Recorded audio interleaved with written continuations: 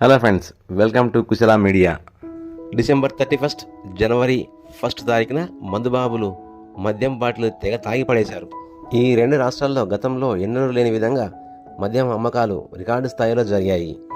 ఈ 2 రోజుల్లో ఆంధ్రప్రదేశ్లో 250 కోట్ల విక్రయాలు జరగగా తెలంగాణలో 313 కోట్ల విలువైన మద్యం విక్రయాలు జరిగాయి. న్యూ ఇయర్ సందర్భంగా డిసెంబర్ 31 రోజునే మందుబాబులు ఎక్కడ పడితే అక్కడ గుంపులుగా చేరి సీసాలు తాగి పడేశారు.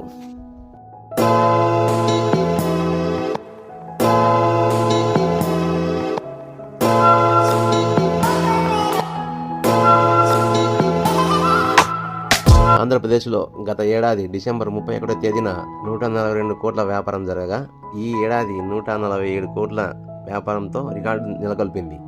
ఎప్పటిలాగే 2 తెలుగు రాష్ట్రాల్లో డిసెంబర్ 31 రోజున అర్ధరాత్రి 12 గంటల వరకు బార్లు, మద్యం దుకాణాలు తెరిచి ఉండడంతో ఇంత భారీ స్థాయిలో మద్యం విక్రయాలు జరిగాయని ఎక్సైజ్ శాఖ అధికారులు చెబుతున్నారు. మద్యపాన నిషేధాన్ని 2 రాష్ట్రాల్లో పూర్తి స్థాయిలో అమలు చేస్తామని ప్రకటిస్తున్న రాష్ట్ర ప్రభుత్వాలు డిసెంబర్ 31 రోజు మాత్రం ఏమీ పట్టించుకోకపోవడం విమర్శలకు తావిస్తోంది. Please subscribe Kushala media channel. Thank you friends.